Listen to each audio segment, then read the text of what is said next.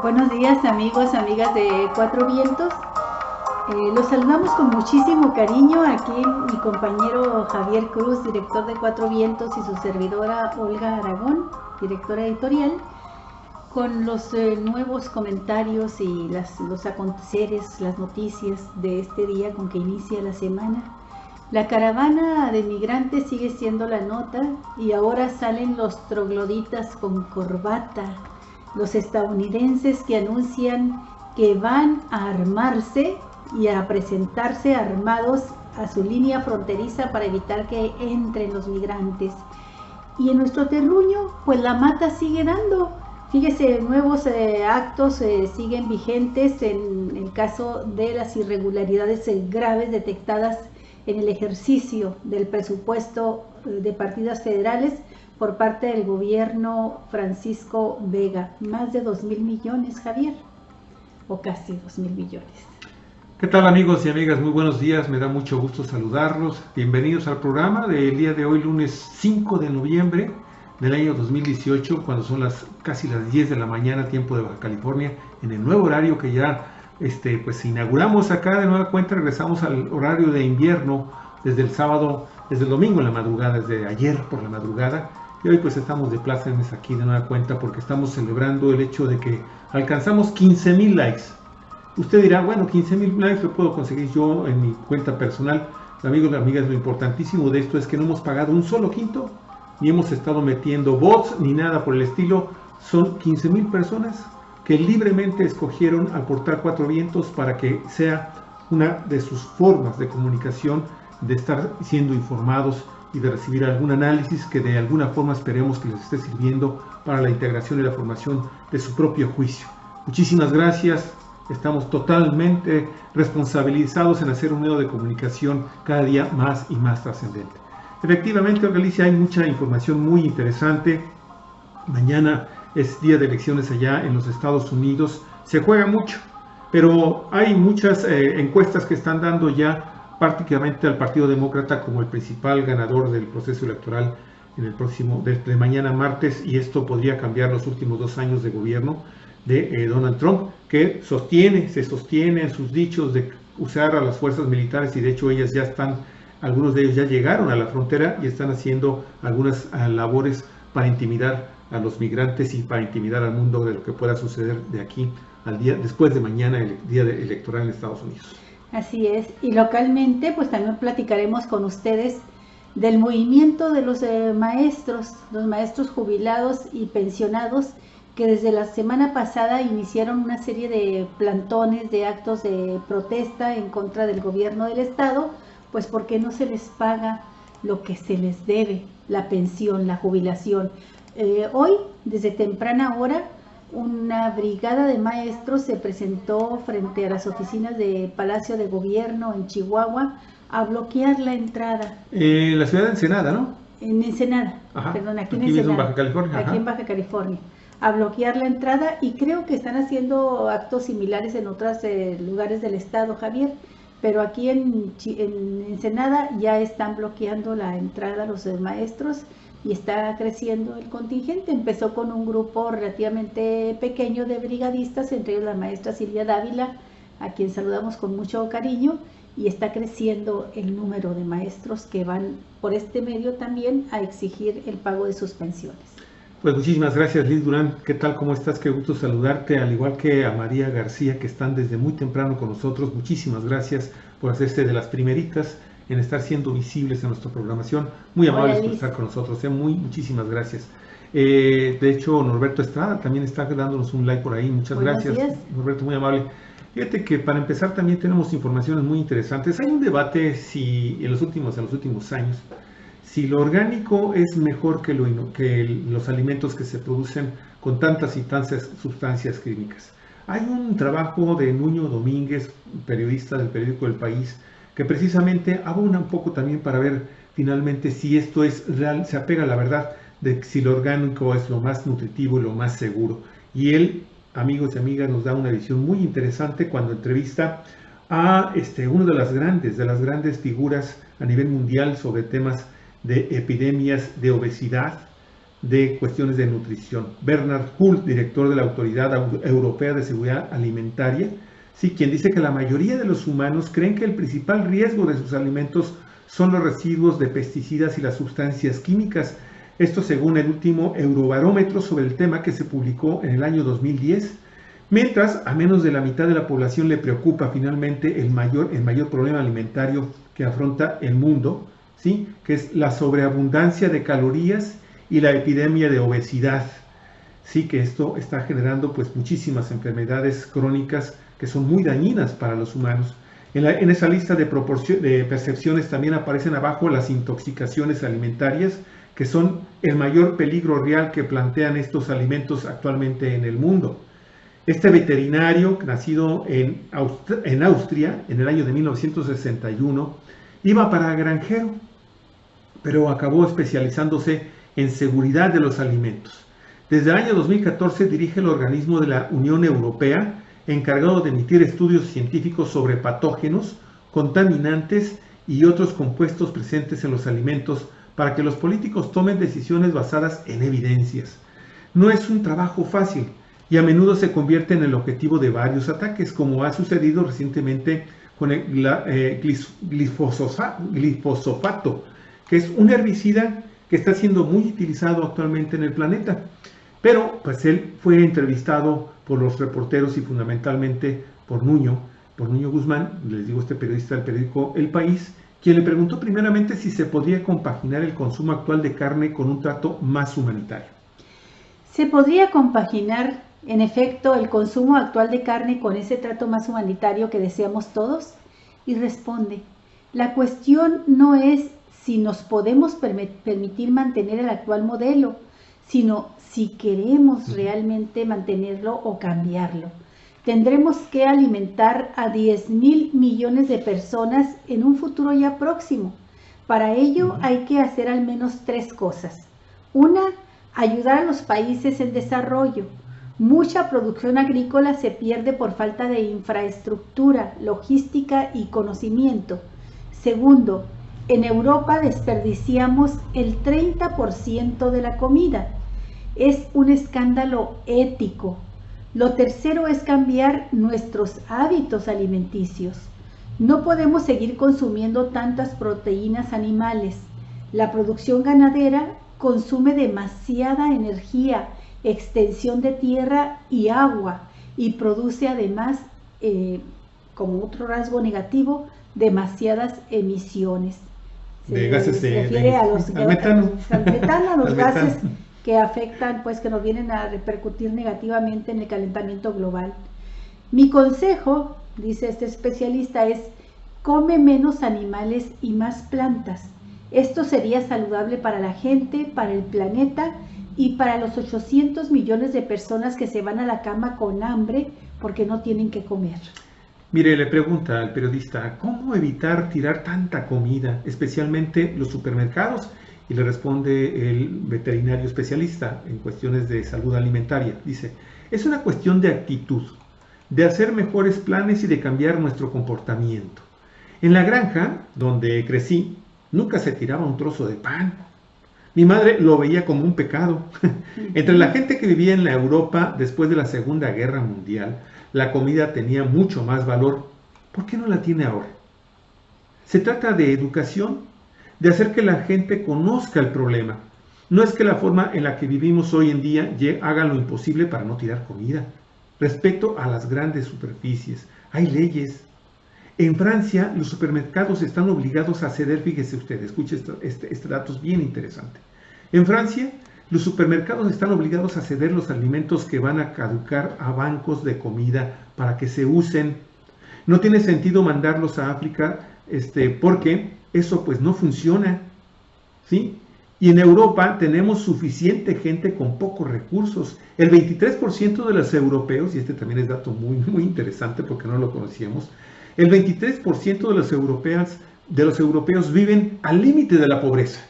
Qué barbaridad, Javier. Increíble, y uno, ¿no?, pensando que en el primer mundo tienen resueltos los problemas, y no es cierto, tienen problemas de otro tipo, más la pobreza que padecemos también en los países con menos desarrollo económico.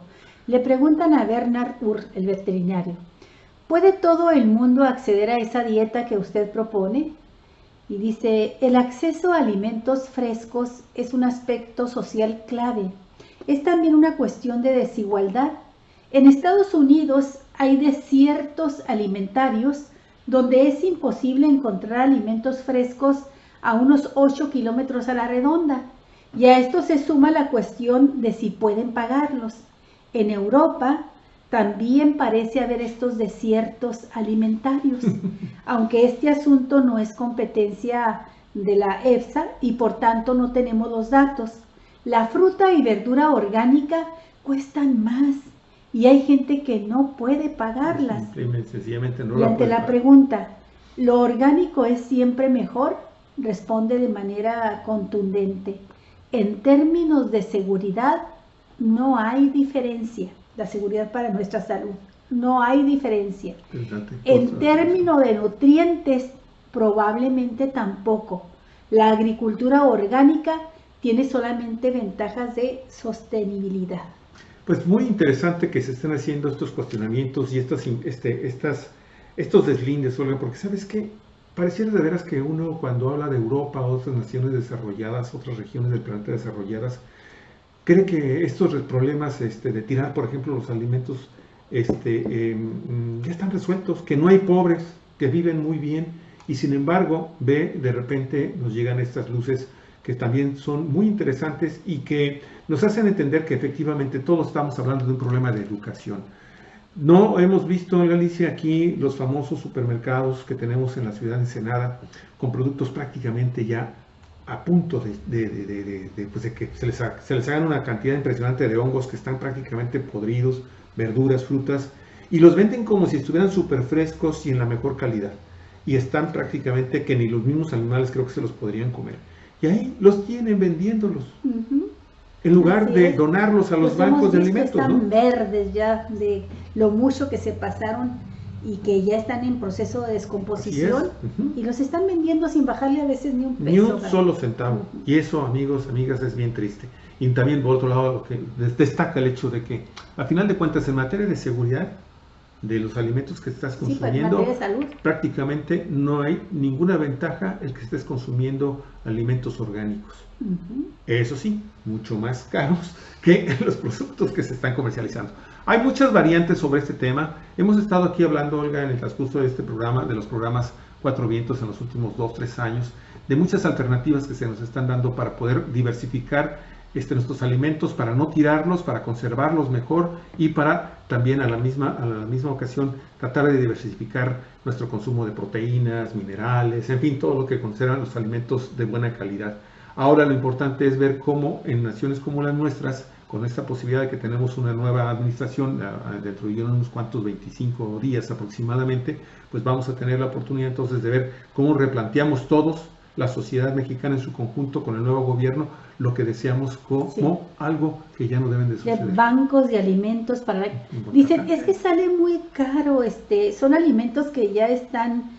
para hablar de los donativos que tendrían que hacer los supermercados, Javier, a estos bancos de alimentos para gente que no tiene los recursos económicos para comprarlos, dicen es que sale muy caro el traslado, pero conozco de manera directa casos, Javier, de personas que tienen una camionetita y se van a un supermercado, el supermercado les regala estos alimentos, frutas, verduras, que tendrían que comerse ya en las próximas 48 horas y que ellos ya no los pueden vender porque ahí se les van a hacer malos.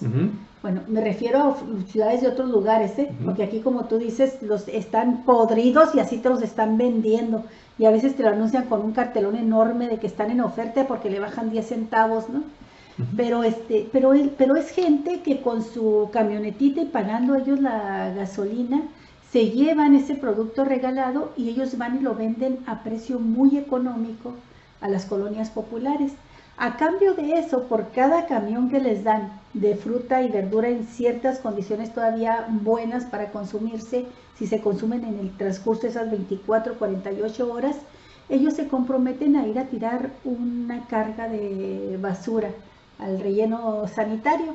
Y así hacen estos acuerdos, Javier, en donde salimos beneficiados todos, porque se consiguen una fuente de empleo las personas. Sí. Y por otro lado, te llegan productos en buenas condiciones todavía frente a tu casa, en camiones en que te van anunciando con altoparlantes qué es lo que están vendiendo y a qué precio, ¿no? Pues las cifras entonces, ahí se puede hacer, ¿no? 800 millones de personas empobrecidas que se van a la cama sin comer prácticamente nada en el día, ¿verdad? Eso, la verdad, no lo podemos permitir, no lo debemos de fomentar, se debe de cambiar. Aplaudimos esta iniciativa que tienen muchos restaurantes en el mundo, de que los productos, porque tú sabes también que la falta de educación y de conciencia involucra también a muchos consumidores de restaurantes que apenas medio tocan la comida y la dejan. Sí, la entonces, y esa comida, amigos y amigas, muchas veces se tira a la basura o va a terminar para alimentar puercos y otros tipos de animales. Oye, pues ¿por qué demonios no se puede? Eso, como lo hacen varios restaurantes ya en el mundo, ¿sí? Que esos alimentos les dan un trato especial, los ponen en lugares públicos, en gavetas especiales, que los mantenga calientitos, pues para que la gente pobre llegue ahí y se sirva, pueda servirse. Que haga su buffet. Así es, ¿por qué no? Bueno, en fin, muy interesante informativamente, y la versión de que, bueno, pues a final de cuentas también viene a romper el mito de que lo orgánico es sumamente rico. Y para quien lo puede pagar, pues que lo siga pagando si eso le convence, pero según este investigador no hay tantas ventajas. No marca diferencias. Así bueno, y en otro aspecto, Javier, hablando de la gente pobre que tiene que emigrar en busca de mejores horizontes, mejores condiciones de vida, buscando un empleo bien remunerado en comparación a los salarios que reciben en sus propios países, sí, si es que llegan a tener empleo. No, pues es el tema de los migrantes y la caravana masiva que han organizado y que viene desde Honduras y ya se encuentra en territorio mexicano. La avanzada de esta caravana ya llegó a la Ciudad de México. Sí, otros todos continúan en Veracruz, donde para variar el gobernador Miguel Ángel Yunes los engañó, les mintió descaradamente, les dijo que les iba a facilitar camiones y a la hora para llegar de ahí de Veracruz a México, y a la hora lo único que provocó fue una desorganización de la caravana. Y lo más grave, Olga, que ya existen versiones de que hay grupos de migrantes que iban en camiones, se iban transportando en camiones de estos de redilas, de raite. De raite, y pese a que los organizadores de la marcha le estaban diciendo no lo hagan, se fueron y hoy están desaparecidos algunos de ellos. Hablan de 100 desaparecidos. Esperemos que simplemente sea parte de la desorganización y que sean de estos migrantes más jóvenes, Javier, que avanzan más rápido. Así es, ojalá y que se encuentren por ahí en otro punto que puede ser la Ciudad de México. Bueno, pero ahorita la nota que queremos compartir con ustedes, les decíamos, es de esta sección que hemos denominado trogloditas con corbata. Radicales de Estados Unidos se movilizan a la frontera armados para, según ellos, repeler a la caravana migrante. Esto lo dice el Washington Post. Así es. Mire, milicias armadas de radicales estadounidenses de derecha o de ultraconservadores han respondido al llamado a las armas lanzada por el presidente de los Estados Unidos y ya acampan en la frontera con México para esperar a esta caravana migrante. Los grupos de civiles armados transportan armas. Los vigilantes de fronteras escucharon un llamado a las armas en las advertencias del presidente Donald Trump sobre las amenazas a la seguridad estadounidense planteadas por caravanas de migrantes centroamericanos que se desplazan a través de México. Eso es lo que dicen. Están empacando refrigeradores y carpas, engrasando rifles y afinando la puntería, ¿no? Obviamente. Aviones también no tripulados, los famosos drones. Planean formar sus propias caravanas y arrastrar a las tropas estadounidenses hasta la frontera, estos grupos armados, de acuerdo a lo que publica el periódico The Washington Post hoy en la mañana. Shannon McWiley, un agente de fianzas en los suburbios de Dallas, que es presidente de Texas, de un poblado de los Temas. Este es un grupo de guardianes de la frontera. De guardianes de la frontera, voluntarios. Ultraderechistas, ajá. Grupos civiles. Dijo, observaremos e informaremos y ofreceremos ayuda de cualquier manera que podamos. Ya nos hemos probado a nosotros mismos y nos demostramos a nosotros mismos de nuevo que podemos hacerlo. Y dijo que se estaba preparando para dirigirse al Río Grande en los próximos días. El Río Grande es el Río Bravo, ¿no? Allá Sí. lo conocen como Río Grande. Este personaje, este asesor de finanzas, esta agencia de fianzas, amigos y amigas, Shannon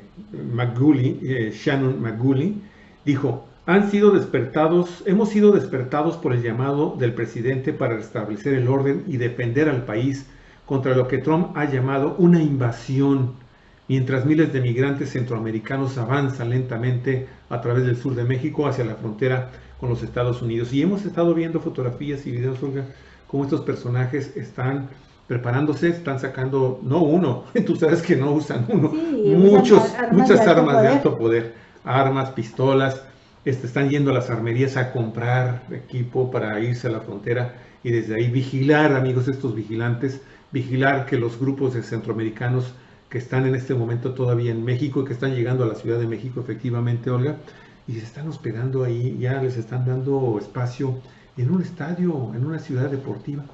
Ya son más de 500 personas que ya llegaron. Y no deja de ser interesante el hecho, Javier, de que se levanten estos grupos de ultraderecha en Estados Unidos y anuncien que se van a ir armados a la frontera para impedir el cruce de migrantes centroamericanos, como una de las consecuencias de estos llamados al odio, ¿verdad? Y estas exageraciones en sus declaraciones que ha hecho Donald Trump y que luego él mismo da marcha atrás, ¿no?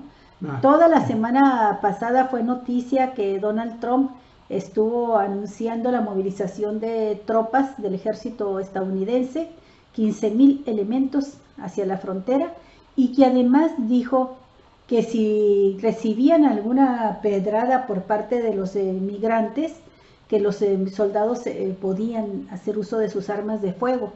Ya después, cuando se le vino encima la reacción de los estadounidenses, sobre todo de la gente conocedora del Estado de Derecho, de las leyes, y le hicieron ver el error que estaba cometiendo, ¿no? De que no podía el presidente dar ese tipo de instrucciones a los militares, pues se echó para atrás y luego dijo que no los iban a hacer blanco de los tiros, de los disparos de los estadounidenses a los migrantes, sino que los iban a detener.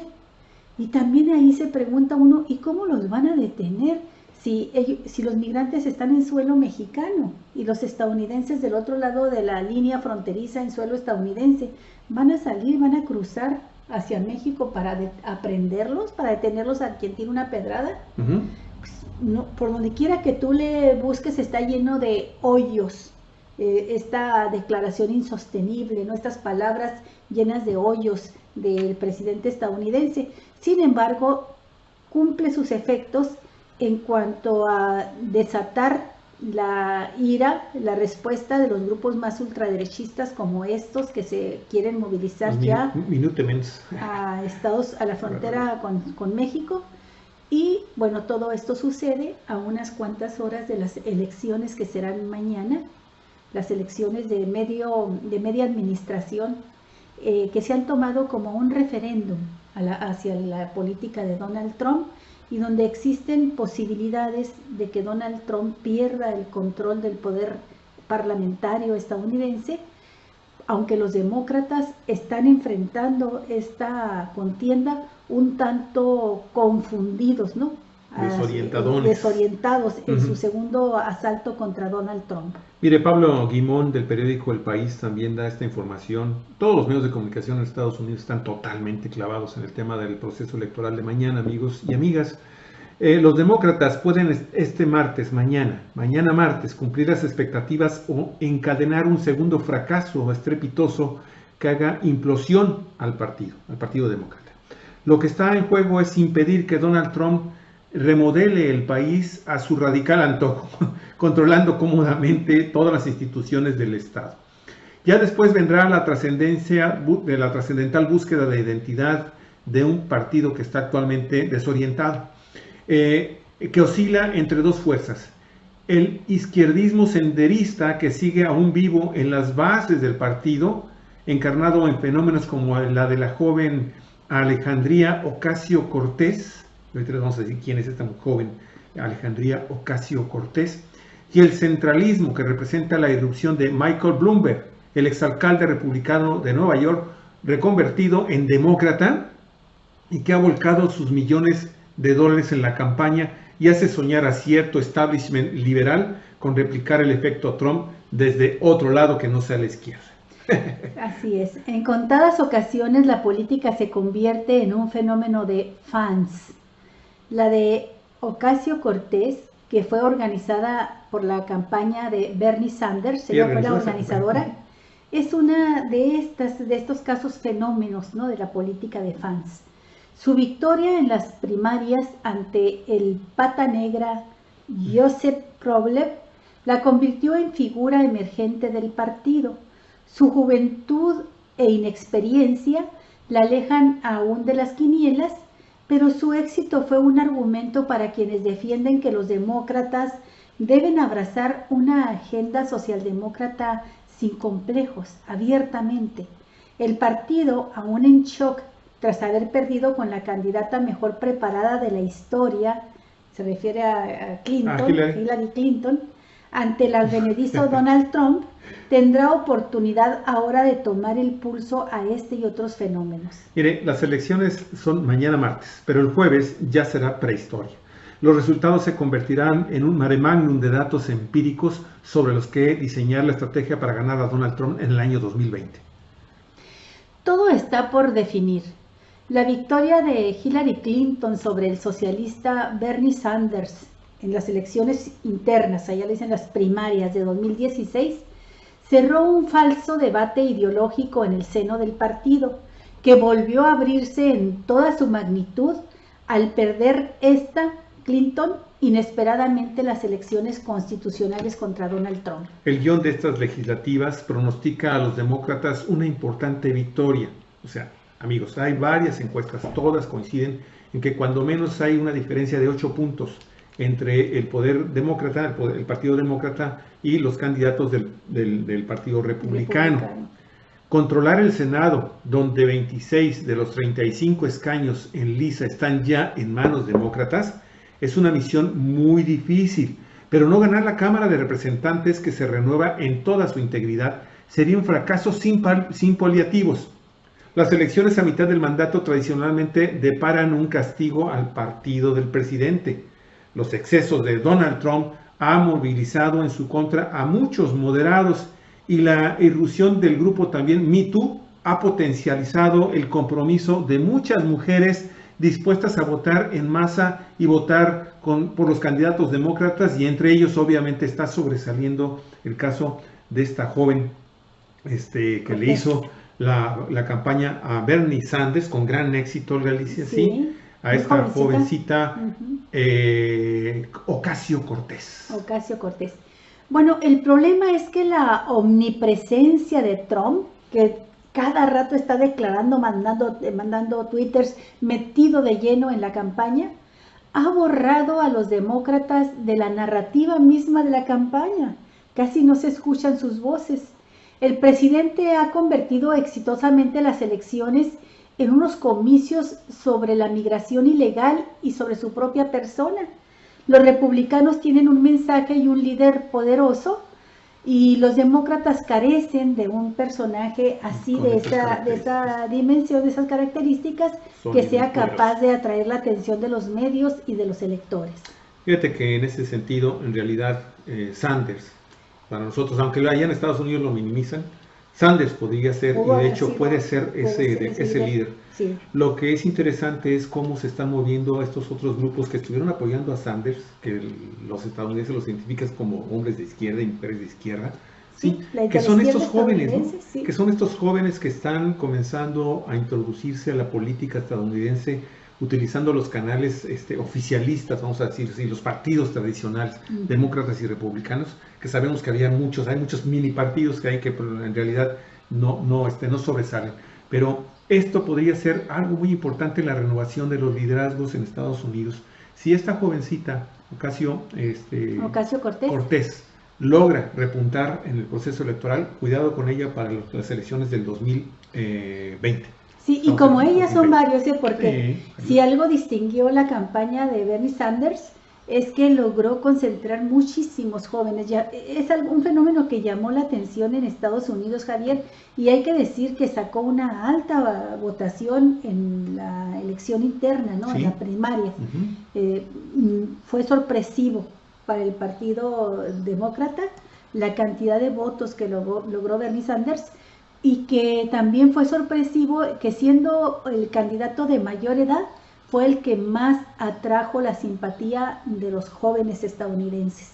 Ajá. Y estos jóvenes estadounidenses pues son los que tienen la posibilidad de tomar la estafeta, ¿no? Y fíjate cómo todos estos jóvenes, Olga Alicia, tienen como fuente de inspiración a personajes como el que actualmente en este momento vamos a comenzar a platicar, amigos y amigas, y de quien no habíamos estado escuchando últimamente declaraciones que cuando las hace Olga Alicia son muy precisas, muy a fondo, casi irrefutables, porque siempre les argumenta con datos muy objetivos, y esto lo hace también como uno de los opositores al actual régimen y al sistema neoliberal que está encabezando Estados Unidos, ¿sí? A nivel mundial, junto con Inglaterra y varios países europeos, ¿sí? Y que no dejan finalmente de ser reconocidos y ampliamente divulgados por todos los medios de comunicación, sin importar la ideología y la forma en cómo se conduce este gran lingüista, filósofo y activista estadounidense que es Noam Chomsky. Fíjate que sí, Javier, y les queremos pedir a ustedes que presten muchísima atención a las palabras de Chomsky, porque siempre arroja mucha luz sobre lo que está aconteciendo en nuestro mundo, no nada más en Estados Unidos o en México, porque tiene un pensamiento universal, y cualquier fenómeno local tiene la capacidad para encontrarle las raíces mundiales, Javier, claro, de este fenómeno. Se trata de Chomsky, y es una entrevista muy interesante que hace para el periódico Democracia Ahora, o Democracia Hoy. El lingüista, filósofo y activista estadounidense Noam Chomsky consideró que el horror y la miseria de lo que huyen los migrantes centroamericanos es responsabilidad de Estados Unidos, y criticó que ante ello el gobierno de Donald Trump esté reaccionando con militares en la frontera. Chomsky recordó que Honduras, El Salvador y Guatemala, de donde son originarios la mayoría de los migrantes que se dirigen en diversas caravanas por México hacia Estados Unidos, son 3 países que han estado bajo la dura dominación estadounidense. Fíjate, Javier, no platicamos con Chomsky, créanos que no, pero esto lo hemos estado diciendo nosotros desde hace ya varios días aquí en los programas de Cuatro Vientos, poniendo en claro, en alto, el ejemplo más ilustrativo que es Honduras, claro, ¿verdad? De cómo Estados Unidos intervino para que mediante un golpe de Estado se destituyera a su presidente, y así destituido el presidente, despojado del poder, implantar un gobierno neoliberal que ha provocado esto que dice Chomsky, horror y miseria. Fíjate que sí, lo hemos estado comentando, lo importante es que los medios de comunicación volteen a ver y escuchen y entrevisten a Chomsky sobre estos temas de los cuales sabe mucho y habla muy claro. Sí. Chomsky fue cuestionado por este medio de comunicación totalmente independiente en Estados Unidos, que también existen, amigos y amigas, sobre las recientes acciones del gobierno de Donald Trump, que ante el avance de la caravana decidió enviar a las tropas a la frontera con México, así como sobre las recientes declaraciones del asesor de seguridad de Estados Unidos, John Bolton, sobre Venezuela, Cuba y Nicaragua, naciones a las que Bolton, ¿sí?, se identificó como las fuerzas destructivas de opresión, socialismo y totalitarismo y la troika de la tiranía. Así lo identificó este señor John Bolton, asesor de seguridad, sin hacer mención sobre el autoritarismo, el neoliberalismo y la opresión que generan personajes como el mismo Donald Trump en su mismo país, o Bolsonaro, o por ejemplo esta presidencia espuria que se instaló gracias a la fuerza militar y a la asesoría militar y a los dólares de los Estados Unidos en Honduras, sí, por ejemplo, ¿no? Sí, sacando de manera totalmente ilegal por la vía de la fuerza al presidente que los hondureños habían electo democráticamente, a Manuel Zelaya, quien además estaba aplicando una política de gobierno, una política social tendiente a ayudar a salir de la pobreza a miles de hondureños, Javier. Y cuando le dan este golpe, lo destituyen, lo obligan a salir del país, pues lo que hacen es instalar un gobierno títere que se encarga de aplicar las políticas neoliberales a rajatabla y hacer algo como lo que empezaron a hacer también en Brasil, desmantelar la política social de Zelaya en Honduras. Bueno, pues Chomsky, el filósofo, consideró que tanto la troika de la tiranía, como le han dicho a estos países, Venezuela, Cuba y Nicaragua, como el eje del mal, como se refieren también a los gobiernos disidentes de Estados Unidos, son aquellos que simplemente no obedecen las órdenes de Estados Unidos, sí, no se subordinan al imperio, ¿verdad? Como no se subordinan, entonces constituyen el eje del mal, la troika de la tiranía, todo este tipo de lenguaje duro con el que los califican, ¿no? Cuidado con México, porque podrían dentro de poco también entrar a esa trilogía, ¿no? Y convertirse ya pues en algo mucho más que una trilogía para los Estados Unidos. Miren lo que dijo este filósofo y lingüista. Es interesante ver esta furiosa histeria junto a otra campaña de propaganda asombrosa que Bolton y sus colegas están llevando a cabo al respecto de la caravana de personas pobres y miserables que huyen de la severa opresión, violencia, terror y extrema pobreza desde 3 países: Honduras, principalmente Honduras, secundariamente Guatemala y en tercer lugar El Salvador, no Nicaragua incidentalmente. 3 países que han estado bajo la dura dominación estadounidense desde hace mucho tiempo, pero en particular desde la década de 1980, cuando las guerras de terror del expresidente de Estados Unidos, Donald Reagan, devastaron particularmente a El Salvador y a Guatemala, y en segundo lugar a Honduras, considero. Nicaragua fue atacada por Reagan, por supuesto, pero Nicaragua fue el único país que tenía un ejército para defender a la población. En los otros países, el ejército eran los terroristas del Estado, respaldados por Estados Unidos, añadió Chomsky. Quien también destacó que la fuente más extrema de migrantes en estos momentos es Honduras. ¿Por qué Honduras?, se preguntó. Bueno, siempre fue amargamente oprimido. Y esto le sirvió al lingüista para recordar que en el año 2009, lo que ya hemos dicho aquí hace varios días, 10 años apenas.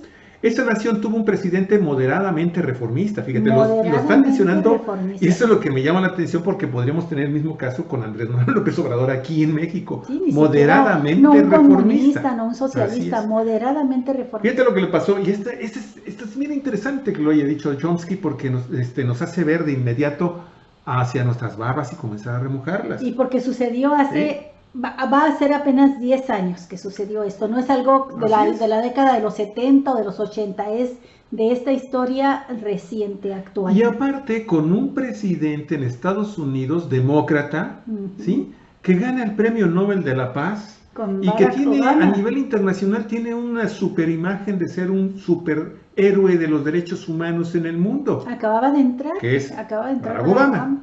¿Sí? Entonces, en 2009, esta nación, Honduras, tuvo un presidente moderadamente reformista, José Manuel Zelaya Rosales, quien fue destituido a través de un golpe militar que lo expulsó del país. Y escuche esto, Olga, que es bien interesante. Dice: la poderosa y rica élite hondureña no podía tolerar eso, que los hondureños hubiesen elegido a un reformista, moderadamente reformista. Se produjo un golpe militar que los expulsó del país. El golpe fue condenado severamente en todo el hemisferio del planeta, con una excepción notable: Estados Unidos, pues fue el que lo promovió. El gobierno de Obama se negó a llamarlo golpe militar, porque si lo hubieran hecho, la ley los habría obligado a retirar los fondos militares de ese régimen militar impuesto en el gobierno hondureño, que estaban imponiendo con un terror brutal. Un régimen de terror brutal. Oiga, la verdad es que, amigos, amigas, de veras, esto que está diciendo Chomsky nos debe de servir a los mexicanos, nos debe de motivar reflexión, porque por muy moderado que sea Andrés Manuel López Obrador, en cualquier momento, esta oligarquía mexicana, que es todavía muchísimo más poderosa que la que pueda mucho tener más corrupta, ¿sí? Y mucho más, con mucho más contactos de poderes fácticos a nivel internacional, amigos y amigas. Con más intereses de los estadounidenses. Independientemente de los poderes políticos que pueda tener en gobiernos de derecha y ultraderecha que están creciendo en todo el mundo, Galicia, el tema también de los grupos financieros internacionales, transnacionales y multinacionales, en combinación con los grandes conglomerados transnacionales y multinacionales. Entonces, amigos, lo que está en juego también en México, y en México, que estamos en el patio trasero, así ellos siempre los han considerado así, ¿no? De la Unión Americana, es algo que los mexicanos no debemos dejar de pasar por alto, no debemos de dejar de estar reflexionando con ellos y no ser lo suficientemente inocentes para no darnos cuenta de que también cosas más radicales por parte de esta administración que se viene el próximo 1 de diciembre nos puede acarrear si se pudiera introducir más este tipo de cambios profundos en cómo se hace la política, los negocios en México, Galicia, podría generar con un presidente como el que tenemos acá en el norte, en los Estados Unidos, situaciones muy, pero muy delicadas. Sí, y bueno, viene al caso, Javier, para comentarlo, aunque sea brevemente, que esta semana el semanario Proceso publica una entrevista que le realiza el periodista Álvaro Delgado al abogado constitucionalista Diego Valadez, es doctor en Derecho. Y Diego Valadez hace un análisis de lo que ha sucedido durante esta transición y llega a la conclusión de que López Obrador estaba apareciendo muy solo, ¿verdad? Como un solo hombre sin acompañamiento por parte de sus diputados, de su partido, en una lucha terrible, Javier, en cuanto a los intereses que está enfrentando, como sucedió con el aeropuerto internacional. Entonces él dice que, bueno, Proceso encabeza la entrevista diciendo que López Obrador carece de proyecto político y que viene el fantasma del fracaso. Esto provocó una oleada de reacciones de los seguidores de López Obrador en contra de la revista Proceso y en contra del periodista Álvaro Delgado. Pero en realidad lo que Diego Valadez está diciendo al periodista Álvaro Delgado es algo que nos debería de concitar a la reflexión. Tenemos que incluso también a la crítica y a la autocrítica en el caso de la gente de Morena. Es cierto que la respuesta que da, por ejemplo, la esposa de López Obrador, Beatriz Gutiérrez, pues es absolutamente cierta. Ella dice, ¿cómo pueden hablar de fracaso de un proyecto de un presidente que todavía ni siquiera entra en funciones, ¿no? Todavía no toma protesta? Sí, nada más que ha estado haciendo ya trabajo muy fuerte, su equipo de transición ya ha tenido que enfrentar intereses muy poderosos y lo aprecia gente como Diego Valadez solo, ¿verdad? Él solo enfrentando esta situación.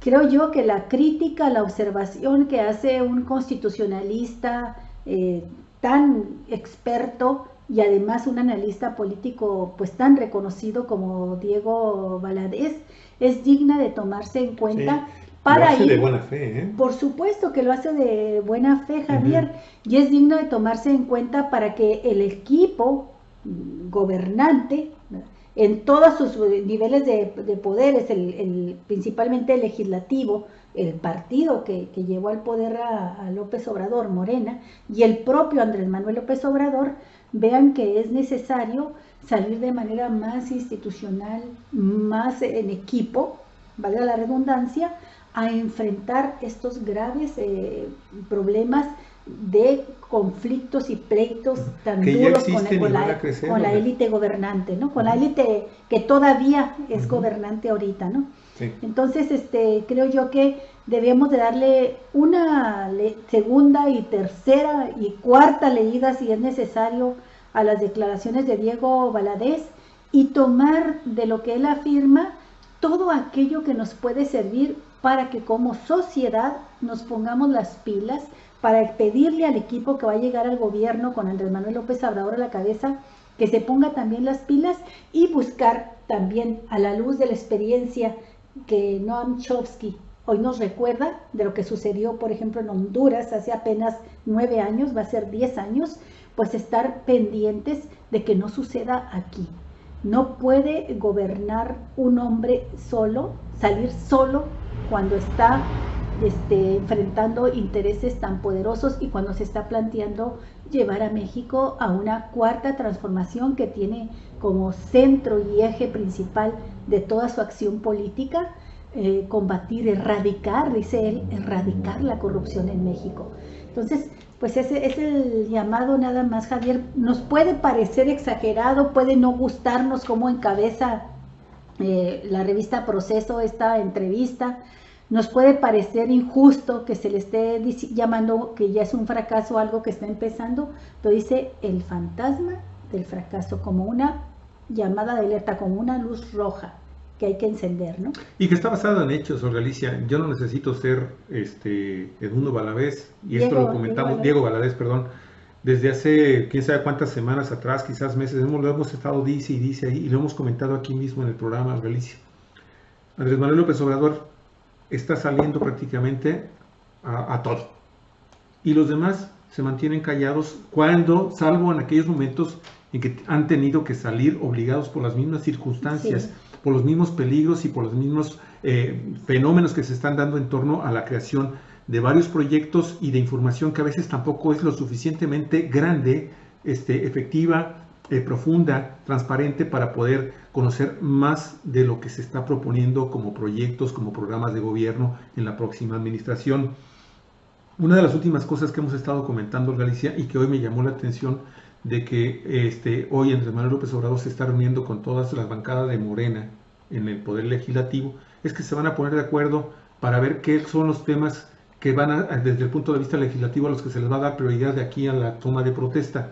Sí, la agenda legislativa. La jerarquización de la agenda legislativa. Yo estoy de acuerdo en que se reúnan, que mantengan ese tipo de comunicación, pero no puedes paralizar a toda una bancada en espera de que el señor presidente electo les diga por dónde van, que no tienen los suficientes elementos para determinar, oye, esto está pendiente, estos son los grandes temas que nosotros como también incluso como legisladores en esta nueva administración, en este cambio de sistema de gobierno, Olga Alicia, podemos nosotros también comenzar a impulsar, como lo hicieron adecuadamente con el tema de lo que estamos, en un momentito más les vamos a dar información, de que finalmente a partir de hoy, ahora sí ya es ley en este país, a partir de mañana, pero hoy se da a conocer que se publica en el periódico oficial de la Federación el tema de los salarios y las pensiones de los presidentes. A la ley de los servidores públicos. ¿Que no es posible comenzar a tener un poquito de más iniciativa y comenzar a afrontar los grandes problemas del país desde un punto de vista totalmente legislativo? Señora Alicia, lo que me llama la atención es que de repente se tiene que poner en una reunión específicamente con el presidente electo a decir esto es lo que tiene urgencia. Pero a mí me parece eso bueno, a diferencia de ti que lo estás criticando, a mí me parece que justamente va en la línea de lo que está llamando Diego Valadez que se debe de hacer, y eso es una agenda en la que se tienen que poner de acuerdo el presidente y su bancada, que es la mayoritaria en el Congreso, para ver cuáles son los temas que se les dará prioridad en el primer año legislativo, Javier. Sí, yo no digo que esté mal por Andrés Manuel López Obrador, yo lo que estoy diciendo es que el Poder Legislativo hasta el momento ha mostrado un liderazgo tal, ¿sí? Tanto en el Senado como en la bancada de la Cámara de Diputados, que vaya determinando, incluso que vaya tomando de posiciones en torno a los grandes problemas relacionados, por ejemplo, con el tema. ¿Cuándo escuchaste tú hablar a un diputado o a un senador de Morena, ¿sí?, sobre el tema del aeropuerto, por ejemplo? Sí, faltó ese liderazgo. A ver. Lo han hecho en otros temas, como tú dices, y el propio Martí Batres, por ejemplo, pues tuvo que asumir, y lo hizo bien, la responsabilidad de mandar publicar esta ley que va a entrar en vigor. Lo están haciendo. Y bueno, ellos se aventaron todo este paquete de sacar adelante esa ley. Pero en el aeropuerto, en el caso del aeropuerto, que fue donde se confrontó a lo más fuerte de la élite oligárquica que domina al país, ahí sí se vio más solo López Obrador. Claro. Pueden decir los morenistas, ¿cuál solo? Salimos 700,000, más de 700,000 morenistas a respaldar su propuesta.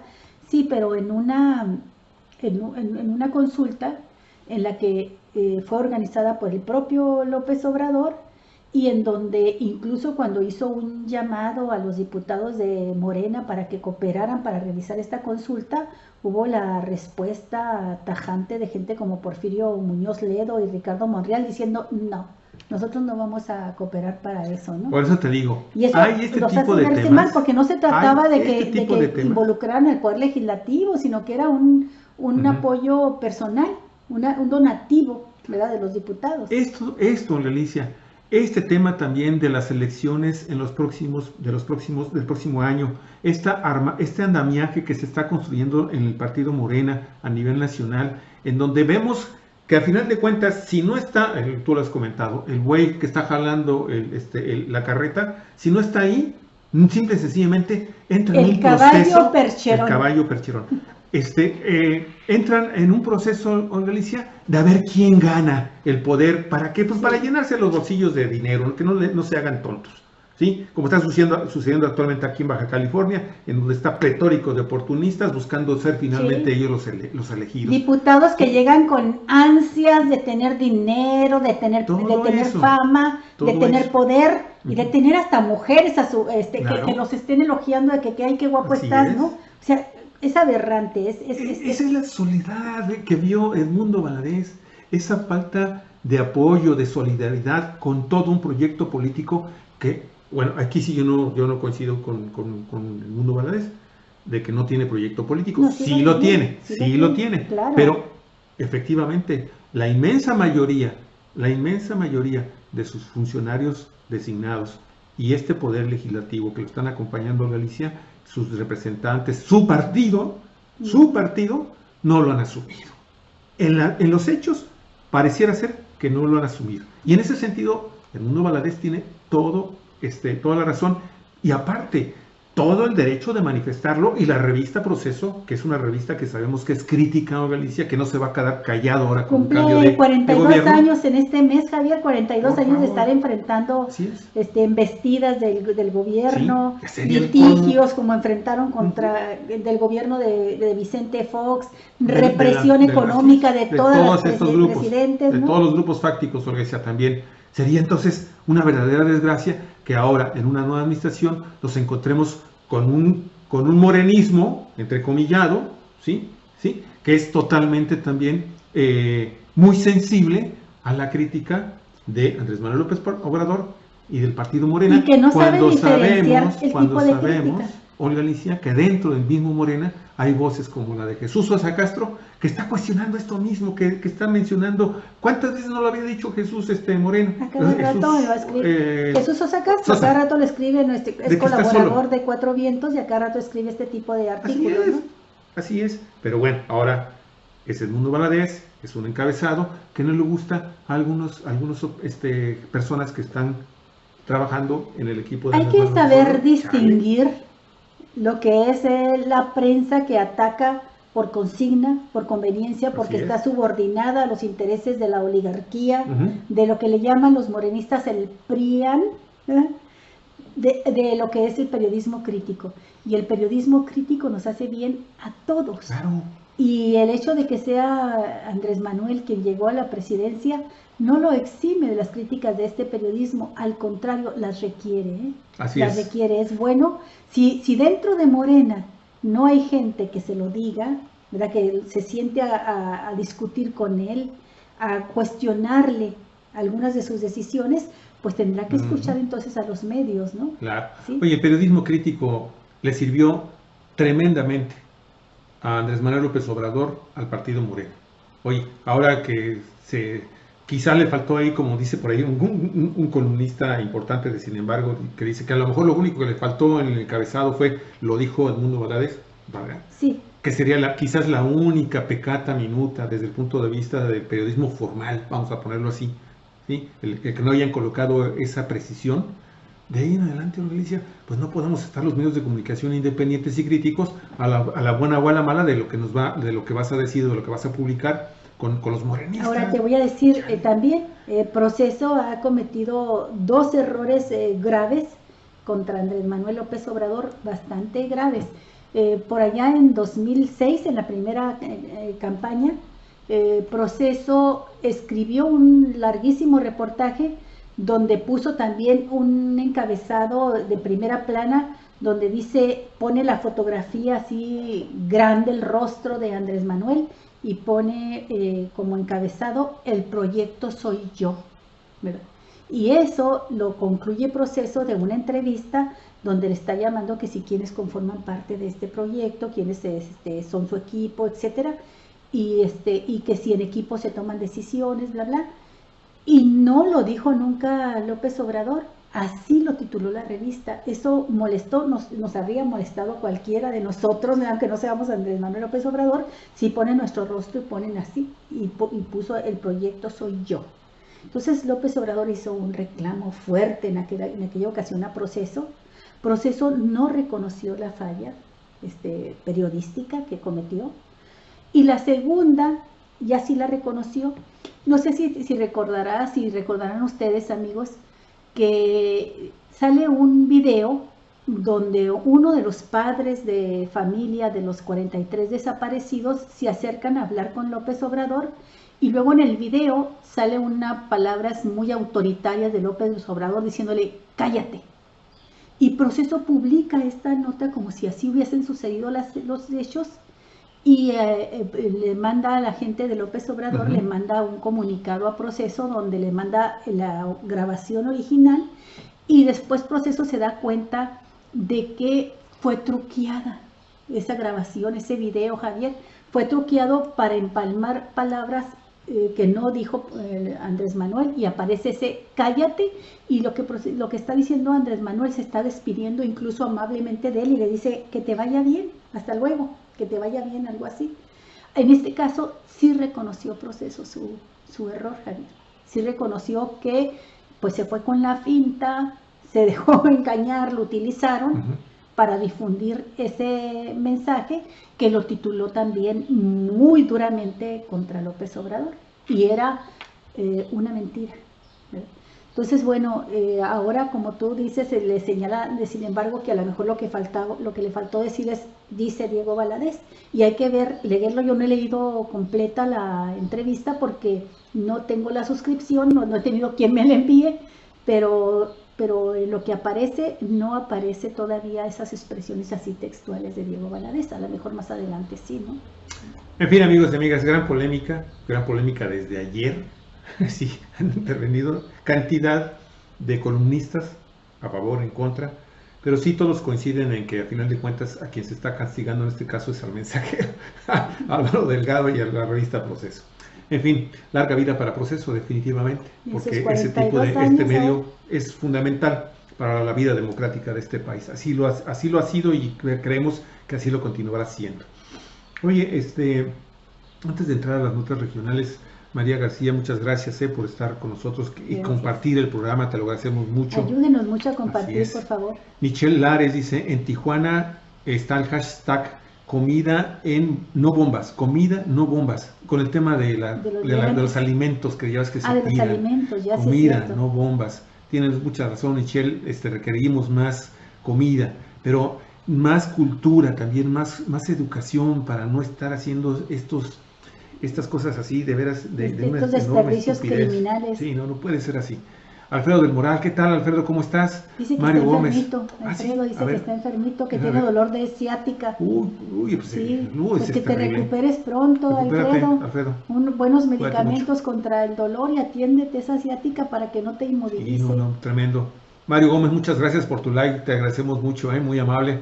Dice, de hecho, Alfredo del Moral dice, mientras no rebasen los límites, los migrantes de la frontera no tienen el por qué agredirlos. Se abrirá un problema serio si se agrede a estos seres humanos. El problema es que no sabemos qué pueda suceder de allá para acá también, ¿no? En fin, José Solís, muchas gracias, José. Francisco Moreno, el problema de Morena son sus elementos, no tienen luz propia y no tiene soberbia. Me imagino. Que sí tienen soberbia. Deben de tener. En fin. Tal vez eso es lo que dice. Sí. Dice Tete Manríquez, ¿qué tal, maestra? ¿Cómo está? Mucho gusto en saludarla, maestra, gusto en saludarla. De ahorita vamos a entrar al tema. Irene Ríos también se unió con nosotros. Irene, un abrazote a ti y a los niños, un beso. Casimiro también está con nosotros. al igual que Norberto Estrada, lo habíamos dicho, Marina Ávila, también muchas gracias Marina, y estamos aquí con nosotros varias personas más. Muchísimas gracias, les agradecemos mucho. Sí, pues la cuestión es que Morena sí tiene gente muy brillante, muy capaz, con mucha experiencia, pues que salgan y hagan equipo, ¿no? Así es. Sí, de eso se trata. En otras regionales, ¿no? Bueno, sí, en otras regionales, a propósito precisamente de los intereses tan fuertes que tiene que enfrentar el partido y el gobierno, que se han autonombrado de la Cuarta Transformación como meta a lograr en este proyecto de gobierno, ¿no?, de acabar con la corrupción en México, pues no es fácil. Y mire usted, para empezar, aquí en nuestro propio terruño, subsisten irregularidades por 2.310 millones de pesos en Baja California. Esto lo afirma la Auditoría Superior de la Federación. El gobierno de Baja California, en una nota que nos da a conocer Óscar Tafoya de Monitor Económico, el gobierno de Baja California no concluye la justificación administrativa de las irregularidades detectadas por la Auditoría Superior, que representan posibles daños al erario por más de 2.310 millones de pesos. Sí, de hecho, de acuerdo con la revisión de las cuentas públicas del 2014 a la primera entrega de la cuenta pública 2017, la administración que encabeza Francisco Vega de la Madrid tiene 112 observaciones. 112, amigos y amigas, a las cuales la Auditoría Superior de la Federación les está dando seguimiento porque subsisten irregularidades en su revisión. Y el Monitor Económico da a conocer algunos de los montos detectados por la Auditoría Superior para Baja California con su respectiva observación. Por ejemplo, la número 1.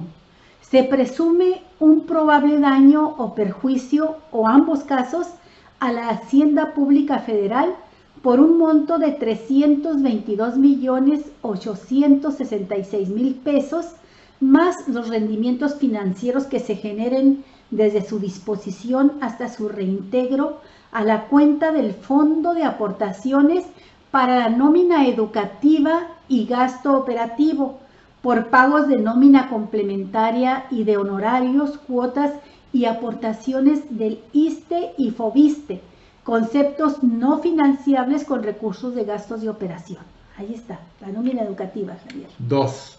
Se presume un probable daño o prejuicio a ambos, a la Secretaría de Hacienda, por un monto de 303.470.000 pesos, más los intereses que se generan desde su disposición hasta su reintegro a la cuenta de este fondo.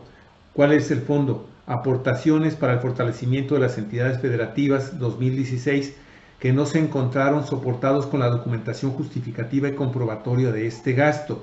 3.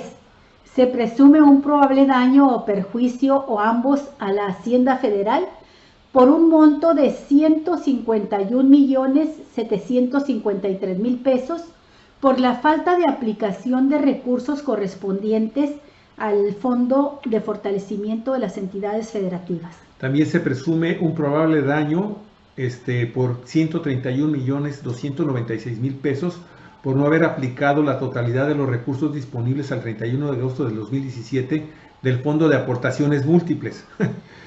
Se presume, número 5, se presume un probable daño o perjuicio, o ambos, a la Hacienda Pública Federal por un monto de casi 118 millones de pesos por no enterar el impuesto sobre la renta 2016 de algunas percepciones de nómina de los trabajadores del Instituto de Servicios de Salud Pública del Estado de Baja California, que son gravadas por la Ley de Impuestos sobre la Renta, las cuales se renombraron por percepciones exentas de impuestos, incluidas principalmente en el artículo 93, fracción 4 de la misma ley, lo que generó una exención de impuestos.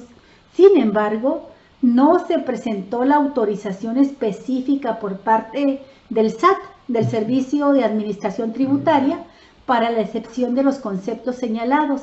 Asimismo, no presentó la evidencia ni la metodología utilizada para la reconfiguración de las prestaciones. 6, amigos y amigas, se presume un probable daño o perjuicio, ¿sí?, por un monto de 101 millones de pesos, más los intereses que se generan desde la disposición de este dinero, ¿sí?, hasta la integración que no se ha hecho a este fondo, por realizar gastos de operación que no se cumplen con los fines y objetivos del Fondo de Aportación para la Nómina Educativa y Gasto Operativo, el FONE, del año 2016. Por eso es que los maestros ahorita por eso no les han tienen pagado a los problemas. maestros. Ya se habían autorizado pagos para jubilaciones. ¿Qué cosa? Y los desviaron. Los desviaron. Número 7. Se presume un probable daño o perjuicio o ambos a la Hacienda Federal por 93 millones de pesos por la falta de aplicación de los recursos correspondientes al Fondo de Aportaciones para la Seguridad Pública de los estados. ¡Qué barbaridad, Javier! Es precisamente una de las cosas de los problemas que más nos han afectado, y no ejercieron esos 93 millones de pesos. Fíjate, y también hay perdidos por ahí 71.283.000 pesos por la falta de aplicación de estos recursos correspondientes al Fondo de Aportación Múltiple 2015. O sea, este fondo 2014, 2015, 2016 y lo que va del 2017. Le han pegado durísimo. En todos los años. Sí. 9. Se presume un probable daño o perjuicio a la Hacienda Federal por 67.420.000 pesos por la falta de aplicación de los recursos correspondientes al Fondo de Aportaciones para el fortalecimiento de las entidades federativas. Y termina Monitor 14, Monitor Económico, diciendo lo siguiente. Dice: cabe mencionar que el tema de la subsistencia de irregularidades que informa la Auditoría Superior de la Federación se refiere al año 2014 por un monto de más de 135 millones de pesos que nunca fueron arreglados. Ahí se quedaron como algo ya que se queda ahí y que no se comprueba, no avanza. La auditoría presentó ya las peticiones de daño patrimonial, un delito penal, y hasta el momento la Procuraduría General de la República pues tampoco le da vista, amigos y amigas, al gobierno del estado para que se profundice en esta investigación desde el punto de vista penal. Sí. Y mira, bueno, algunas de las opiniones que han dado maestros al respecto, Javier, de que no se les paga su jubilación y que los han publicado en sus páginas de Facebook, como la maestra Cande, que dice: Kiko Vega, has denigrado a los jubilados haciéndonos salir a las calles a pedir lo que por derecho nos corresponde. Muchos de los manifestantes son personas de avanzada edad y con dificultad para caminar, pero aún así están luchando por lo que pretendes arrebatarles: vivir con dignidad. Algunos dicen que tu gobierno es insensible, pero en realidad es abusivo, corrupto y cínico. Te has ganado a pulso nuestro repudio. Lo bueno de esto es que cavaste la tumba de tu partido. Nos vemos en las urnas, dice por la dignidad del magisterio jubilado. Y bueno, comparten cantidad impresionante de fotografías y de videos de los plantones que han realizado en estos días los maestros, que paralizaron labores para ir a exigir que se les paguen la jubilación. Javier, tenía que habérseles pagado el día último de octubre, 1 de noviembre, y no se les entregó lo que les deben entregar, argumentando simplemente así de cínico: no tenemos el dinero. Y la Auditoría Superior de la Federación dice que se entregó dinero para eso, ¿no? De hecho, amigos y amigas, el día de hoy, desde las 8 de la mañana, un pequeño grupo al principio de maestros jubilados y pensionados se plantaron a la entrada del Palacio de Gobierno, de las oficinas del gobierno del estado aquí, en el centro de gobierno de la ciudad de Ensenada. Ellos obviamente ya tienen varios días que están haciendo estas protestas, esta manifestación, y están haciendo, amigos y amigas, simple y sencillamente por algo fundamental, algo básico, que es la dignidad. Y esa dignidad está aderezada con rabia, con ira en contra del gobierno de Francisco Vega de la Madrid. Ahorita es el CETE, el Sindicato de Trabajadores de la Educación, el CETE, los que entraron, quienes convocaron a este acto de protesta ahí frente a las puertas del Palacio de Gobierno, de las oficinas de gobierno del estado, para impedir la entrada de los funcionarios. Y en eso están, ahí continúan los maestros y toda la gente que los está apoyando. Se están haciendo en este momento algunos comentarios en Cuatro Vientos, Olga, sobre este tema de los maestros. Mi apoyo a la sección 37 del sindicato, que ya también se está uniendo a esta actividad, porque quiero decirles, amigos y amigas, que en realidad las bases del magisterio están rebasando también a sus dirigentes sindicales, porque los dirigentes sindicales incluso se han mostrado reacios a platicar con algunos medios de comunicación para dar a conocer más detalle de lo que está sucediendo con este tema de los 420 millones de pesos, Olga, que les debe el gobierno del estado por lo que corresponde al pasado mes de pago de jubilación y pensión. Son 7,000 maestros del Sindicato Nacional de Trabajadores y son otros 120 trabajadores más del CETE, del Sindicato Estatal de Trabajadores. Entonces esto, amigos y amigas, está haciendo crisis.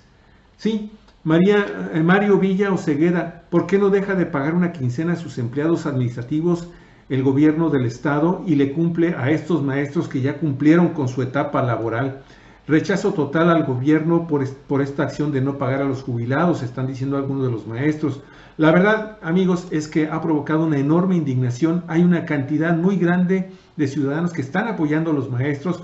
José Simplián, deberían darle un Grammy a María Luisa Santoyo por su actuación y simulación de su trabajo preparando el hueso del año 2019. Lo que te digo, están muy molestos con sus dirigentes. Sí. María Evangelina Varela, lo justo es que el gobierno pague. Los profesores jubilados ya cumplieron trabajando y aportando. Wala Treston, que le exijan a Peña Nieto que vaya a hacer huelga a Los Pinos. Alfonso Arámbula, respeto a los derechos de nuestros maestros jubilados. Gabriel Fig, ¿y qué dice el gobernador? ¿Qué va a decir, mi estimado Gabriel? No hay dinero. No hay dinero, como el chinito, no hay. Total, hay una gran cantidad de personas. No hay dinero, solamente hay dinero para pagarle a las empresas desalinizadoras, ¿verdad? Y a los proyectos de Constellation Brands. Así es. Total, este tema, Olga, va a continuar en el transcurso de toda esta semana. Te digo, aún en contra de los líderes sindicales. Y por otro lado, en el tema de los burócratas de Ensenada. Amigos y amigas, también ellos están en protesta. Hoy se presentaron a trabajar. Más sobre los líderes sindicales, Javier. Sí, dale. Comentar que tenemos desde la semana pasada solicitando a los líderes del magisterio aquí que pues una entrevista para que informen de viva voz a la comunidad de Cuatro Vientos, a todos los ciudadanos que ven este programa, pues cuál es la situación, qué es lo que demandan, por qué están luchando, cuáles son las causas, ¿no? Y hasta ahorita no tenemos respuesta y bueno, estamos esperando que a ver si algunos de los líderes sindicales les dan permiso de abrir la boca para hablar. Claro. Y si no les da permiso a esa líder a la que se refiere ahorita nuestro amigo, de que está buscando cómo acomodarse con un puesto de elección popular, bueno, pues es muy sencillo. Estamos viviendo la época en que hablan las bases, en que habla la gente, el ciudadano de a pie, y pues buscaremos también la participación de maestros de base que además tienen muchos años luchando por estas causas democráticas, ¿no? Dice Irene Ríos, es mucho el enojo y la frustración del magisterio, y con toda razón, y Kiko Vega tranquilo en su mansión, qué poca M. Dice sí. Irene, gracias Irene. También dice, la maestra Tete nos dice, amigos, aquí tristes y enojadas con este gobierno. ¿Cómo ven dejarnos sin pensión a los jubilados? ¿Qué forma de golpearnos? Si así van a tratarnos a quienes les enseñamos a leer, entonces que se atengan el gobierno y sus consecuencias. Si algo le pasa a un jubilado, hacemos responsable al gobierno y a su equipo de trabajadores, de colaboradores. Muy enojados, muy molestos y con justa razón. Así es. Bueno, pues vamos a la siguiente nota. Vamos. 7 corporativos que imponen precios al país, pero que para el gobierno no son monopolios. Son 7 corporativos que deciden cuánto vamos a pagar por sus productos, pero no son monopolio. Háganme ustedes el favor. ¿Cómo se define entonces un monopolio, no? La nota es de Efraín Flores, periodista del portal Sin Embargo. América Móvil, 64% en promedio del control del mercado, ¿no? Bimbo, 5%. Con el 52%. Sí, se me borró un con el 52%. Igual que la Igual que cementera Cemex. México, Cemex, 52% cementos mexicanos. La Coca-Cola, con su empresa FEMSA, controla el 73% del mercado. Grupo México, esta empresa tan dañina para el país que mantiene sepultados bajo una mina que se derrumbó los cuerpos de 67 mineros y le vale un comino, nunca los rescató porque le salía más caro sacarlos de ahí. Y contaminó 2 ríos en Sonora totalmente impunes, Olga. Así es, 2 ríos contaminados, envenenados, con tierras y ganado envenenado por ese río. Y Javier le destinó, creo que 2,000 millones y dijo que no tenía más, cuando Grupo México fue de los que más recursos obtuvo, más ganancias obtuvo en el 2017, 40 y tantos % de utilidades, ¿no? Crecieron sus utilidades. Bueno, pues Grupo México controla el 77% de este sector de la minería. Gruma, la Maseca, Sí. el grupo Galletas, Don Maseco y galletas harinas, y pastas pastas. para sopas, el 70% del mercado. Y Televisa el 61% del mercado. Bueno, esto es lo que acaparan estas empresas del mercado en México e incurrirían en prácticas monopólicas relativas. Su preponderancia no las vuelve monopolios por sí mismas, aunque implica riesgos a la sana competencia económica por la posibilidad que tienen de imponer condiciones de mercado. Y bueno, pues todo esto tiene un porqué. En el sexenio de Enrique Peña Nieto, estas compañías no han sido investigadas por prácticas monopólicas absolutas, según el archivo público de la Comisión Federal de Competencia Económica, la famosa COFESE, pero su tamaño las convierte en agentes potenciales de prácticas monopólicas relativas, de acuerdo con el doctor César Armando Salazar, que es investigador del Instituto de Investigaciones Económicas de la Universidad Nacional Autónoma de México. En la opinión de este investigador, estas empresas, estos monopolios, ¿sí?, realizan estas prácticas monopólicas por la forma en que actúan, porque tienen la capacidad potencial de acaparar la producción de un determinado bien o servicio, lo que conlleva la posible imposición de barreras, el desplazamiento de la competencia y o la determinación de los precios al consumidor. Ahora, estos monopolios restringen los procesos de oferta y demanda. De ese modo, determinan los mercados a través del control de la competencia y de los precios de los bienes y servicios que ofrecen. Esto lo confirma lo establecido en las disposiciones de la Ley Federal de Competencia Económica. Pero mire, según la normatividad vigente desde el año 2014, la diferencia entre prácticas monopólicas absolutas y relativas radica en que las primeras involucran un acuerdo entre los principales competidores de una determinada actividad. Esto para restringir, controlar y beneficiarse del uso exclusivo de un mercado.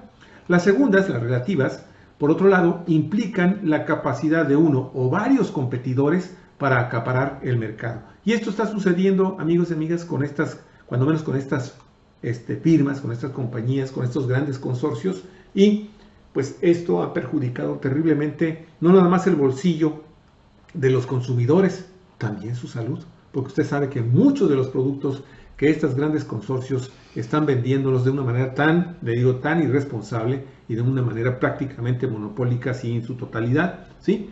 Pues finalmente nos están provocando enfermedades que son crónicas, que le cuestan muchos miles de millones de pesos al gobierno para poder sostener las instituciones que brindan asistencia médica y medicamentos para los enfermos crónicos ocasionados por problemas como la obesidad, la hipertensión arterial y tantas enfermedades que son provocadas por los productos que estos grandes consorcios están vendiendo así, con plena libertad en estos gobiernos que afortunadamente parece ser que ya se van.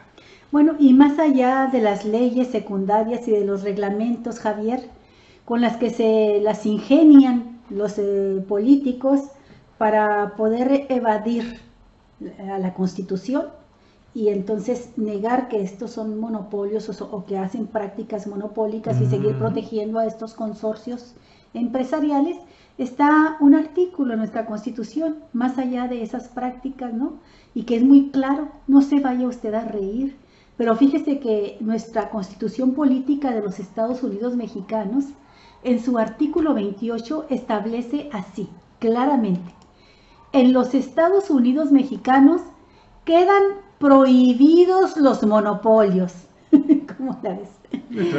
Queda prohibida las prácticas monopólicas, los estancos y las exenciones de impuestos en los términos y condiciones que fijan las leyes. El mismo tratamiento se dará a las prohibiciones a título de protección a la industria. En consecuencia, la ley castigará severamente y las autoridades perseguirán con eficacia toda concentración o acaparamiento en una o pocas manos de artículos de consumo necesario y que tengan por objeto obtener el alza de los precios. Todo acuerdo, procedimiento o combinación de los productores, industriales, comerciantes o empresarios de servicios que de cualquier manera hagan para evitar la libre concurrencia o la competencia entre sí. Y bueno, por ahí se va este artículo 28, que es para dar risa. De acuerdo con la Constitución, no existen los monopolios en México. Y si existen, deben ser castigados, y sobre todo cuando se trata de productos de consumo básico. Pues qué consumo más básico que las sopas de pasta, Javier, del grupo Gruma, que es a veces el alimento número 1 y a veces el único de cientos de familias mexicanas, miles de familias. Pues bueno, Alicia, ahora lo importante es que también a partir del día de mañana, pues ya termina esta verdadera acción injusta, por decirlo menos, de lo que estaba sucediendo con el tema de las pensiones que le estaba dando el erario, les estaba regalando el erario a los expresidentes en México. La Ley Federal de Remuneraciones de los Servidores Públicos fue publicada esta mañana, hoy muy tempranito, amigos y amigas, en el Diario Oficial de la Federación, con lo que entrarán en vigor cuando se apruebe el presupuesto 2019 en el tope de salarios para los funcionarios públicos, quienes ahora ya no podrán ganar más que el presidente del país, y le quita las pensiones a los exmandatarios, entre otras regulaciones. La legislación fue publicada por orden del Congreso de la Unión y no por el presidente Enrique Peña Nieto. La legislación entrará en vigor una vez que se apruebe el presupuesto 2019. Mire, en el artículo 6.1 se detalla que ningún servidor público recibe una remuneración o retribución por el desempeño de su función, empleo, cargo o comisión mayor a la establecida por el presidente de la República en el presupuesto de egresos de la Federación, lo que significa que nadie podrá ganar más de 108,000 pesos mensuales en el gobierno federal. La ley también indica en su artículo 11 del capítulo 4, aunque no se menciona directamente a los expresidentes de México, pero dice así con esta precisión: los servidores públicos de elección popular no tienen derecho a liquidación o compensación alguna por el término de su mandato. Con ello, se eliminan también las pensiones que se otorgaban a los exmandatarios como Luis Echeverría, Vicente Fox, Felipe Calderón, a todos, ¿no? Sí, a Raúl Salinas de Gortari. Mire, el artículo, a Carlos Salinas de Gortari. La ley también indica en el artículo 11, capítulo 4, amigos y amigas, deja que se me quite esta porquería de acá, es que de repente me bloquean algunas cosas, aunque no se menciona directamente a los expresidentes, ¿sí?, que este decreto no aparece de ninguna forma firmado por Enrique Peña Nieto. Ya lo decíamos la semana pasada, sí. Tuvo que ser finalmente Martí Batres, Guadarrama, le envió y Muñoz Ledo al presidente, al director del Diario Oficial de la Federación, que como Peña Nieto ni pasado el tiempo oficial para que lo hiciera, ni vetó, ni publicó esta ley, te corresponde entonces a ti, director nacional del partido, de la Cámara de sí, nos toca a nosotros y nosotros te ordenamos a ti, director del periódico oficial de la Federación, que lo publicas. Y amigos, hoy se publica con fecha para entrar en vigor a partir de mañana, pero ya esto de la cuestión de los pensionados y de los máximos que puede obtener un funcionario público en toda la administración pública, porque no nada más es la federal, aquí abarca a todos, estatales y municipales.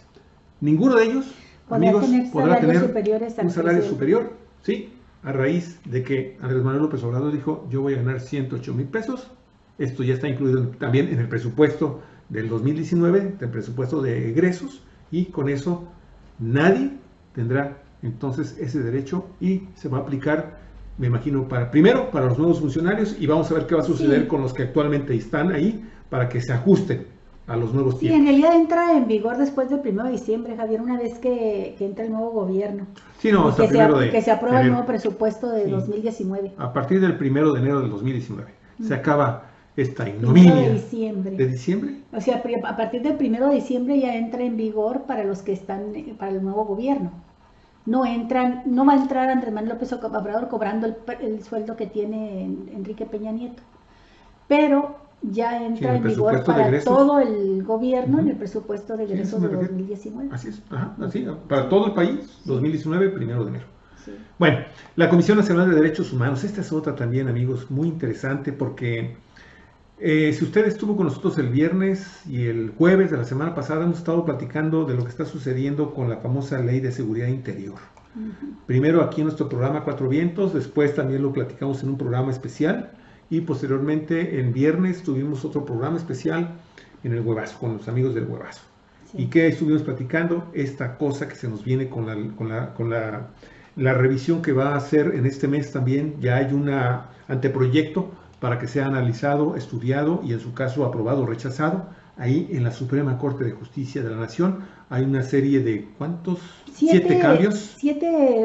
Pide derogar, declarar inconstitucionales 7 artículos de esta Ley de Seguridad Interior y hacer modificaciones en otra cantidad de artículos que en total pues no suman ni 40 artículos modificados. Pero sostiene la ley. Sostiene el concepto fundamental que es seguridad interior, que es el más cuestionable, y sostiene en sí la ley de seguridad interior, y bueno, en opinión de más de 300 organizaciones que conforman el colectivo Seguridad Sin Guerra y que están planteando la necesidad de que López Obrador defina con claridad el proceso de desmilitarización del país, conscientes de que no puede retirar a los militares de la noche a la mañana de las calles porque hace falta un periodo importante de capacitación y de reconstrucción de las policías para que los mandos civiles tomen en sus riendas lo que es la seguridad pública y los militares regresen a los cuarteles,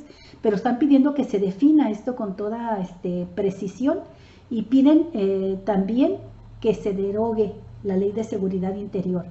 La discusión está ahorita todavía en la Suprema Corte de Justicia. El magistrado ponente presentó ya la propuesta con estas reformas, pero empieza la discusión en pleno el día 12 de este mes, dentro de unos días más, Javier.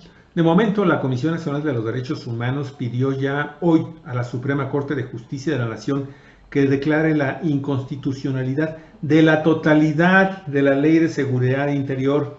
Esto porque la Comisión Nacional de los Derechos Humanos considera que el Congreso de la Unión no tenía facultades constitucionales para expedirla, al estimarse que la seguridad interior no es una vertiente de la seguridad nacional. Por eso, amigos y amigas, por esa simple razón, porque no le correspondía a los legisladores centrales este tema, ¿sí? Es que inmediatamente y sin mayor discusión la Suprema Corte de Justicia va a decir, ¿sabes qué? Sí, esta ley es inconstitucional. O sea, lo que existe en nuestras leyes, Javier, en nuestra Constitución, es la seguridad nacional y la seguridad pública. Y la seguridad pública es función de autoridades civiles.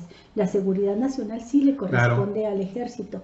Y el ejército está facultado para intervenir en algunos problemas extremos, es decir, que pongan en grave peligro a la población, siempre y cuando lo solicite el presidente de la República y lo autorice el Congreso de la Unión y se defina con claridad qué tropas, qué cantidad de elementos se van a designar a atender este peligro a la población, en qué lugares, en qué región del país y por cuánto tiempo. Eso sí está totalmente establecido en la ley, así es que no había necesidad de que se hiciera una ley de seguridad interior, y es lo que está diciendo aquí la Comisión Nacional de Derechos Humanos. Sí, de hecho, fíjese, la Comisión está también manifestándole a la Suprema Corte de Justicia de la Nación que la vigencia de esta ley permite perpetuar un estado de cosas inconstitucionales que resulta contrario al pleno respeto a los derechos fundamentales y a la dignidad de las personas, por lo cual se hace un atento llamado a las ministros y a los ministros para que reconsideren el contenido y el alcance del artículo 20 de esta ley, que establece una subordinación plena de las autoridades civiles al mando de las Fuerzas Armadas. No lo toca el magistrado Rebolledo, que es el que está haciendo esta propuesta y que es la que se va a analizar allá en la Suprema Corte de Justicia por el Pleno. Dice, por lo cual habría que reconsiderar que las acciones de seguridad deben ser dirigidas en todo momento por una autoridad civil en pleno respeto de los derechos humanos reconocidos por la Constitución Federal y en los tratados internacionales. La semana pasada se dio a conocer que el proyecto propone invalidar 7 de los 34 artículos de la Ley de Seguridad Interior. Ante ello, la Comisión Nacional de Derechos Humanos celebró tal decisión, pero manifestó su preocupación por el reconocimiento de validez constitucional que el proyecto propone sobre los siguientes temas: incompetencia del Congreso de la Unión para legislar en materia de seguridad interior, no le corresponde; falta de consulta previa a pueblos y comunidades indígenas; subordinación de las autoridades civiles al mando de las Fuerzas Armadas; y facultad de las autoridades militares para solicitar cualquier información.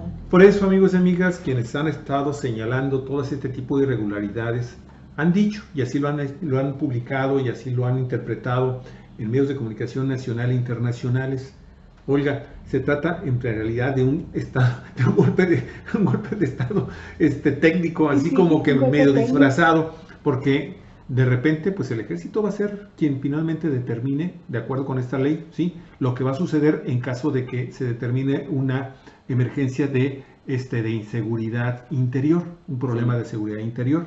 Y esto es muy importante, amigos y amigas, que se esté haciendo esta revisión, y este pronunciamiento es sumamente importante de la Comisión Nacional de los Derechos Humanos en este momento, Galicia, porque precisamente a partir de hoy, en la Organización de Naciones Unidas allá en Nueva York, o Galicia, en Estados Unidos, se está abriendo el proceso de revisión del estado que guardan los derechos humanos en México. Así es cierto. Como nunca el gobierno federal, con Enrique Peña Nieto, amigos y amigas, en la cabeza de este gobierno federal que no termina de irse, mandó una delegación inmensa, grandísima, para tratar de defender lo indefendible, que es el estado de violencia, el estado de violación sistemática, ¿sí?, y gravísima a los derechos humanos, no nada más de los mexicanos, sino de muchas personas que están transitando en nuestro país.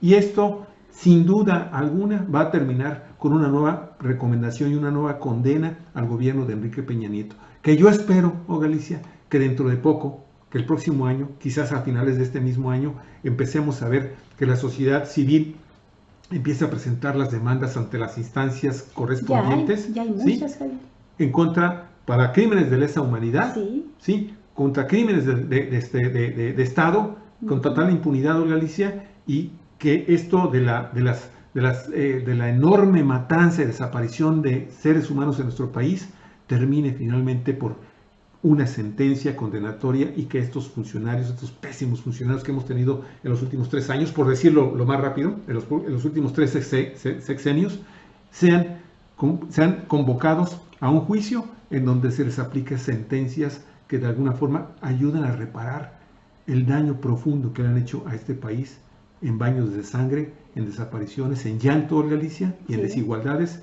y en impunidad que debe de terminar.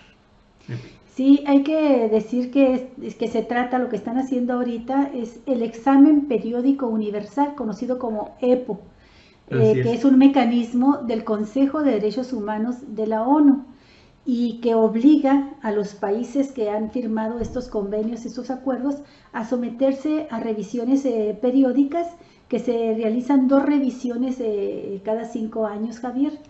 Y ahora le corresponde a México. Son 193 países miembros de la ONU los que se someten a estos exámenes periódicos universales. Ahora le corresponde someterse a México a esta revisión, y en las últimas revisiones que ha dado lugar, México ha salido absolutamente castigado, señalado por las graves violaciones que se cometen contra la población, y bueno, está en los números unos a nivel mundial en cuanto a crímenes de lesa humanidad o posibles crímenes de lesa humanidad que tendrían y podrían ser fallados, juzgados en cortes de carácter internacional, porque México también tiene firmas y convenios de esta naturaleza. Claro que sí. Pues bueno, amigos, y para terminar, nueva consulta para el Tren Maya, ya se está anunciando, se va a realizar entre diciembre y enero, ya sería ahora sí me imagino bajo un sistema que está aprobado de alguna forma, ¿no? Y con la participación muy probablemente ya del Instituto Estatal, el Instituto Electoral Nacional, el INE famoso, sí, ya también se está manifestando, Alicia, arrancó ya hoy en la mañana también allá en los Estados Unidos el juicio en contra del Chapo. ¿Sí? Sí. Ya se presentaron los abogados Eduardo Valareso y Jeffrey Lisman en la corte allá en Nueva York, en el Tribunal del Distrito del Sur de Brooklyn, en donde se inicia hoy el juicio en contra del Chapo Guzmán, amigos y amigas. Ya hay un operativo, dicen los abogados que el Chapo llegó enfermo al juicio, pero lo cierto es que arranca ya esto y se espera una gran cobertura mediática, Olga, por parte de los medios de comunicación allá en Estados Unidos. Así es de esperarse que la cobertura mediática sea fuerte hasta dentro de una semana, cuando ya se presenta el propio inculpado, el Chapo Guzmán, y sus abogados ante la corte a exponer sus argumentos, y medio mundo de los medios de comunicación y los medios políticos pues están interesados en ver, y los ciudadanos comunes también, en ver qué sale de ahí en cuanto a la denuncia de complicidades entre el narcotráfico y el poder político en México. Así y económico. Y ya se está recuperando el peso, ¿eh? No se hundió el país en la gravísima crisis que nos habían dicho. ya está a menos de 20 pesos. Bueno, Olga, pues con esto terminamos, amigos y amigas. Arturo Ramírez Montellano, muchas gracias por estar con nosotros, unirte y hacerte visible. Lorenzo Rodríguez también. Hola, ¿qué tal, Lorenzo? Qué gusto saludarte. Un saludo a los jornaleros de San Quintín. A todos nuestros amigos de San Quintín. Horacio Ignacio Estrada está muy molesto, dice, esto rebasa los límites de la desvergüenza. El tema de la deuda a los maestros jubilados y pensionados. Sí. Dice, es una desvergüenza de Enrique Peña Nieto robarse el dinero de los pensionados para meterlos al Naim, al nuevo aeropuerto internacional de México, que es un aeropuerto de puros políticos, ratas, parásitos, corruptos y vividores del pueblo, y que le dejaron 50 millones de pobreza extrema y todavía quieren seguir mamando del pueblo. Me imagino que se está refiriendo al uso que se hizo de estos 35 mil millones de pesos de los Afores, ¿sí? También dinero de los pensionados, de los jubilados. Fíjate cómo, tal para cual, ¿verdad? Tal para cual, Javier. Enrique Peña Nieto, con todo el tema de, así es, de los pensionados. Cada vez que ha venido Enrique Peña Nieto aquí a Baja California ha sido para impulsar este tipo de mega obras, Javier, que nos dejarían endeudados por más de 82 mil millones de pesos a los baja californianos. Bueno, pues nuestro compañero Iván Gutiérrez ya está realizando las coberturas de los maestros que están en plantón, ahí frente a las oficinas del Palacio de Gobierno. Maestros paralizan el gobierno del estado para demandar pago a jubilados. Y vienen entrevistas a maestras jubiladas y al secretario general de jubilados y pensionados del CETE. El CETE es el que realizó esta movilización, lo decíamos hace unos minutos. Así es que también compartan este video con sus compañeros y vamos dándole toda la difusión posible a esta movilización. Y muchas gracias de nueva cuenta por esos 15,000 likes. Muchísimas gracias en Facebook. Nos están haciendo de veras el día muy, muy agradable. Y también nos hace reflexionar sobre el enorme compromiso que eso significa. 15,000 likes sin meterle un solo centavo, amigos y amigas, para crear cuentas ficticias y likes ficticios. Así es. 15,000 efectivos. Estos son gracias. De carne y hueso. Efectivamente. Mucho corazón. Bueno, amigos, nos vamos a ir. Musiquita para irnos. Cuatro Vientos. Periodismo en internet. Periodismo en red. En donde todas las voces encuentran eco.